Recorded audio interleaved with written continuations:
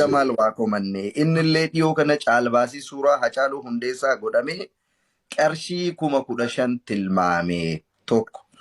Lammata dhiyoo kana miidiyaa irratti gaafatamee maalii fi qarshii hin qabdaa duniyaa rabbi sii kenne hin qabdaa namni kun nama saba kanaa fi lubbuu isaa aarsaa kafalee sababni ati gatii kana tilmaamteef maal inni jennaan ani silumaayyuu caalbaasii jalqabsiisuuf malee suurichumayyuu bitatuu hin barbaanne jedhee jedhan.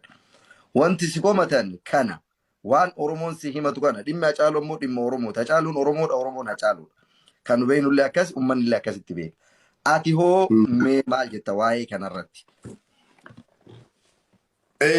Dhugaa sa'uuf jennaan wanti kuni of course baay'ee sensitiiviidha. Sensitivii jechuun immoo maanni ummata Oromoo keessatti biyyattii keessatti aarsaa guddaa warreen kaffalanidha. Oromoodhaaf nama lubbuusaa baasee jirudha. Hacaaluun anaa fi qarshii qofaan itoo hin ta'in I don't know jechuman qabu isaaf kana gatiinsaa kan jedhu. Dheengadda gurbaan Abdii jedhamu na gaafatee ture. Facebook irrattis na gaafachaa turanii. Normally guyyaa sana sagantaan qophaa'ee ture. Sagantaa just like fashion show wayii ture. An sagantaa biraarran ture.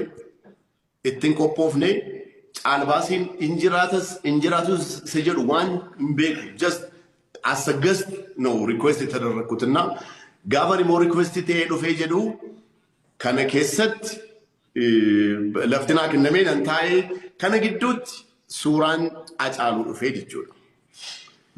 Suuraan Hacaaluu ana qofaaf itoo hin ta'in uummata Oromootii fi farankaadhaan waan tilmaamamu miti. Ani rabbiin koo anaaf shahiida akka islaamaatti islaminaadhaaf handu'aa akiraa gootiif handu'aa jihaadii irratti handu'aa. Hacaaluun hadeebi'u du'ii fi naan jennaan wallaahi rabbiin koo shahiida andu'ee isa deebisuun barbaada. Ituu naa ta'e akka islaamaatti du'uu kanan qabu jihaadii qofaaf waa biraatiif du'uu hin qabu. Kana garuu tuu namni na gaafatee ituu moo rabbiin godhee hin ta'a jedhame wallaahi kana gochuudhaaf homaa wanta naasa'uu hin qabu. Hacaaluun anaaf dhiiga keessa nama jirudha. Farankaadhaan tilmaamuu hin danda'an wayisaa. Gaafa sana akkuma diqqaan dhufee dhaqeen taa'ee yeroo baay'ee in agarta taanaan caalbaasii irratti namoonni 500 jedhu 200 jedhu 300 100 jedhu baay'inaan namni tokko tasuma kaffaltiis hin kaffalu achi booda abbaan caalbaasii jaraa wajjin wal karakkaree inni kaan konkolaataa faa kenna caalbaasii irratti kana caalatti hin jedhaan jiru jechuun sin jedhaa jira invite nan godhama iddoo baay'ee irratti.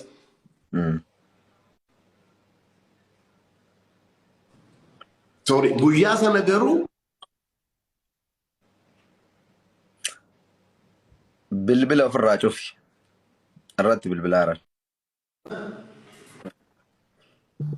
Sirra bilbilame injiru intarneetiidhaan natti dawwalnu sun immoo xaawurri cufi. Okay. Kanaaf jennaan gaafa sana an qophaa'ee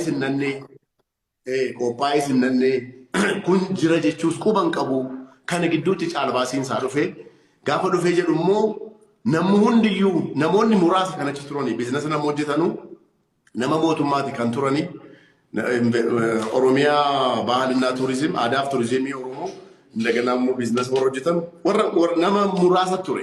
Kana gidduutti hundiyyuu gaafa cal jedhee jedhu yekid jalqabuu gatii qabnuuf of course yeroo sana guyyaa sana randomly dhufee sagantaa biraarraan dhufee akkuma kana qophii Oromoo irra ture akkuma kana horii baaseen dhufee as business immoo balance gootee jiraatta guyyaa sana immoo konkolaataa keessa wanti harka ture 3040 caala. An caalbaasii furannaan way cheekii kenneen ba'aaluma sana way immoo kaffaleen fudha. Maaliif jennaan yeroo baay'ee hamiin nagaa. Abalu konkolaataan kenna jedha hin kennu. Abalu 500 bita jedha hin kennu. Namoota warra qopheessan hunda rakkina keessa uuma. Ji'a tokko ji'a lama ji'a sadi boosa seeti kan barii sana kaffalaa jiru. Angaruu amma humna kootiitiin kanan deemu. Ala sana namoonni caal jennaaniin jalqabsiisuudhaaf malee sanarratti dhaabachuus hin barbaanne. Kun immoo namoota koo saba koo hin dhuunfisiisa taanaan I'm so sorry badhaa biqilta. Unateen namni nagara baay'ee dhiifama guddaan gaafata. Dhiifama guddaa.